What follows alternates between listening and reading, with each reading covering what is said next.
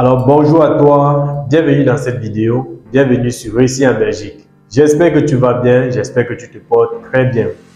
Alors aujourd'hui nous allons parler du garant. C'est quoi un garant? Quand est-ce qu'il faut commencer la procédure pour obtenir une prise en charge? C'est quoi une prise en charge? Et qu'est-ce que tu dois savoir réellement avant de t'engager à la recherche d'un garant?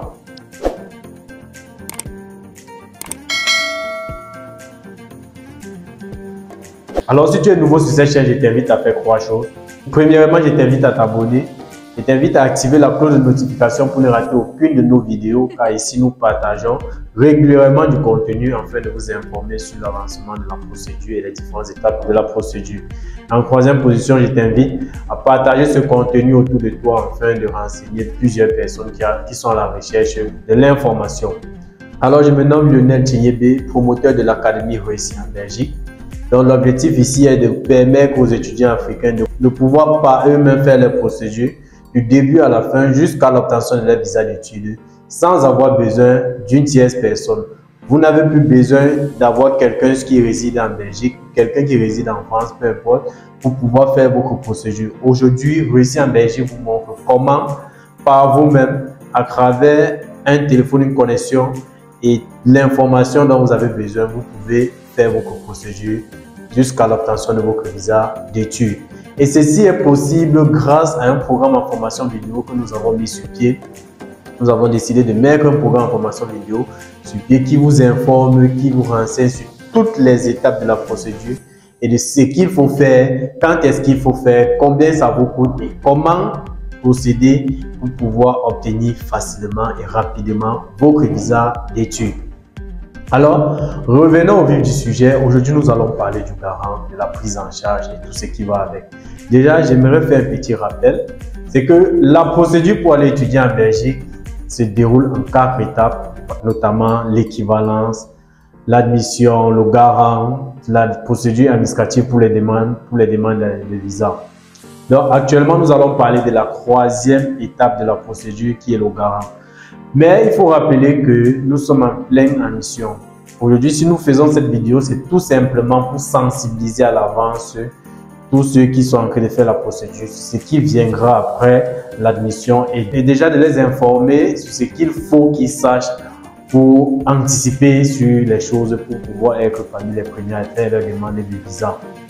Donc, j'espère que tous ceux qui sont en train de poursuivre les procédures, vous êtes en plein dans les demandes d'admission. Vous avez déjà obtenu votre admission. Déjà, félicitations pour ceux qui ont déjà obtenu leur admission dans l'académie. Et partout ailleurs, revenons sur le garant. C'est quoi le garant? Déjà, j'aimerais introduire en disant que concrètement à plusieurs autres pays européens qui demandent la caution, ça veut dire un compte bloqué avec de l'argent. La Belgique ne demande pas de caution, voilà. Ou du moins, elle ne privilégie pas la caution. Il y a certains établissements qui acceptent que vous les versez de l'argent dans un compte bloqué et vous fournissent le document qui va vous permettre de pouvoir faire votre demande de visa. Mais la Belgique, ce qui est reconnu et ce qui est valide jusqu'à présent, c'est le garant, c'est une prise en charge. Maintenant, ce qu'il faut savoir, c'est quoi? Le garant, c'est qui? Le garant, c'est celui-là qui accepte de vous prendre en charge pendant votre durée d'études. C'est celui-là qui signe le document qu'on appelle prise en charge, qui devant l'État belge est noté comme celui-là qui atteste avoir les capacités financières, avoir les capacités morales, avoir toutes les capacités nécessaires pour pouvoir vous prendre en charge pendant une durée bien définie. Ça peut être pendant une année ou ça peut être pendant toute la durée de vos études qu'il est capable de vous prendre en charge et d'assumer. Voilà. Le rôle d'un garant, c'est quoi? Par exemple, lorsque vous arrivez sur le territoire, vous avez bien sûr une prise en charge. Si vous avez des difficultés, si vous rencontrez des difficultés, qu'est-ce que l'État belge fait? La première personne vers qui l'État belge se retourne, c'est votre garant. Ce n'est pas forcément votre papa, parce que l'État belge reconnaît que votre papa à l'instant T, c'est votre garant. Donc, le garant est celui-là qui assume et qui déclare être capable de vous prendre en charge et qui répond à toute problématique, à tout problème vis-à-vis de vous. C'est ce qu'il faut retenir.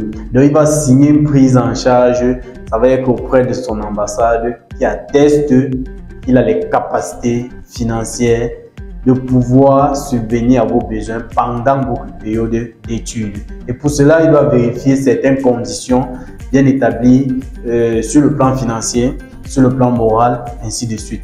Le garant est encore cette personne-là qui signe la prise en charge. Donc, il n'y a pas une très grande différence entre une prise en charge et un garant. C'est le garant qui signe la prise en charge, qui est le document qui va vous servir de pouvoir faire une demande de visa. Donc maintenant, ce qu'il faut savoir, quand est-ce que le garant intervient dans la procédure? Déjà, le garant intervient dans la procédure après la phase d'admission, tout simplement parce que pour pouvoir faire une demande de prise en charge, il faudrait remplir le document qu'on appelle l'annexe 32, fournir certains documents, les fiches de paie, le nécessaire. Il faudrait aussi fournir une lettre d'admission qui atteste que l'étudiant qu'on veut prendre en charge a eu l'admission dans tel établissement. Et sur l'annexe 32, il y a une partie réservée que le garant doit remplir en fonction et remplir concernant votre établissement. Donc, ce qu'il faut savoir, c'est quoi? C'est une fois que vous avez eu l'admission que vous pouvez engager une demande de prise en charge. Aujourd'hui, nous avons décidé de faire cette vidéo juste pour vous sensibiliser que après avoir eu votre admission, ne perdez pas le temps. C'est déjà même le moment de chercher votre garant, de vous rassurer qu'il vérifie les conditions pour pouvoir être un garant. Ça veut dire qu'il est un garant solvable. Parce que généralement, il y a plusieurs étudiants qui se font arnaquer à cette étape. Donc, c'est le moment idéal. Même si vous n'avez pas encore eu l'admission, c'est le moment idéal approprié pour pouvoir chercher tranquillement. Parce que nous savons tous que lorsqu'on a l'admission, on est pressé de vite déposer son visa. Et dans la précipitation, généralement, on commet certaines erreurs. Généralement, on ne prend pas assez de temps pour vérifier la solvabilité d'un garant, pour vérifier réellement si les documents qu'il vous fournit sont des authentiques. Donc, faites très attention à cette étape. C'est une étape très cruciale de la procédure parce que vous pouvez sortir même de l'argent pour vous acheter quelqu'un ou vous faites payer, vous donnez de l'argent à quelqu'un pour qu'il signe votre prise en charge. Si vous n'êtes pas vigilant, vous pouvez vous faire arnaquer. Donc, faites très attention et c'est l'une des raisons pour laquelle plusieurs personnes ont des refus de visa. Tout simplement parce que vous montez un dossier, vous arrivez, l'Office des étrangers détecte soit c'est une fausse prise en charge, soit le garant n'est pas solvable. Et je pense que nous avons déjà fait une vidéo pour parler du montant total que doit avoir un garant pour pouvoir vous prendre en charge.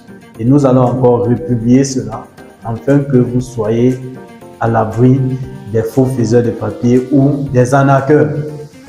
Donc, ce qu'il faut retenir ici, c'est que à l'heure où nous vous parlons actuellement, vous deviez déjà avoir une personne qui va signer votre prise en charge. Parce que lorsque vous n'avez pas de prise en charge signée, même si vous avez l'admission, vous ne pouvez pas faire une demande de visa. Une fois que vous l'avez, vérifiez les conditions. S'il vérifie les conditions de solvabilité, s'il vérifie, c'est bon. S'il ne vérifie pas, passez à une seconde personne. Ne perdez pas le temps. Ne perdez pas le temps parce que les choses vont très vite. À cette allure, les choses vont très vite. Il faut savoir que les demandes de visa se font généralement d'ici fin avril, début mai. On peut déjà faire une demande de visa auprès de l'ambassade, peu importe où vous vous trouvez. Donc, il n'y a plus assez de temps. Préparez déjà un garant. Si vous n'avez pas, cherché déjà avec quel moyen vous pouvez trouver un garant, même si ça va vous coûter un peu de l'argent. Sinon, vous ne pourrez pas continuer votre procédure. Donc, à titre de rappel, le garant, c'est celui-là qui signe une prise en charge, qui est le document qui atteste devant l'État belge qu'une fois que vous arrivez sur le territoire, vous êtes sur la responsabilité de ce garant-là. Donc, tout ce qui vous concerne et que l'État belge veut faire appel à quelqu'un, c'est à cette personne-là que l'État belge fait appel. Ça peut ne pas être un membre de votre famille, Mais sachez qu'une fois qu'il a signé, il est responsable de vous durant la période qu'il a mentionné sur la prise en charge. Voilà. Et même si il y a des soucis sur le territoire, on va lui faire appel et il va peut-être rendre compte à la famille. C'est ce qu'il fallait savoir concernant le garant. Il faut aussi savoir que sans le garant, vous ne pouvez pas avancer dans la procédure. Donc c'est le moment opportun pour vous de vérifier déjà et d'avoir votre garant au frais, parce que d'ici peu, le garant va être comme... ça va être très compliqué, ça va être très compliqué avec les conditions de solvabilité. Cherchez déjà vos garants, préparez-les déjà, préparez les documents à fournir comme ça. Une fois que vous avez l'admission, le même jour que vous avez l'admission, engagez déjà les demandes, engagez déjà nos garants pour qu'ils déposent auprès de l'ambassade et qu'ils vous retournent le document le plus tôt possible. Là, vous déposez à l'ambassade. Donc, si vous avez aimé la vidéo, je vous invite à mettre un pouce, à partager ce contenu autour de vous afin de permettre à plusieurs personnes d'en bénéficier. Alors, si vous voulez avoir plus d'informations, si vous avez des questions, vous pouvez mettre en commentaire et nous aurons le plaisir de faire une prochaine vidéo pour vous informer, pour vous expliquer sur la question que vous avez posée. Merci et à très bientôt.